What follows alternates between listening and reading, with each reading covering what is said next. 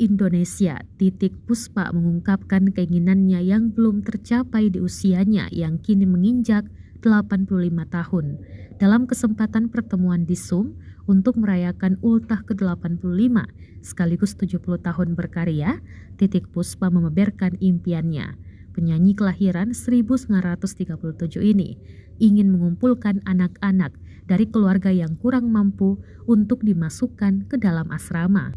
Menurut Titik Puspa, pelajaran yang dia sebutkan itu belum didapatkan secara merata oleh anak-anak di Indonesia. Di situ mereka diajarkan agama, budi pekerti, sejarah, bahasa, sama komputer 30% yang 70%-nya budaya, ujarnya. Titik berharap anak-anak Indonesia juga mendapatkan sarana untuk belajar budaya tanah air. Pasalnya, berkaca dari sang cicit yang masih kesulitan bahasa Indonesia, tetapi justru fasih berbicara bahasa Inggris.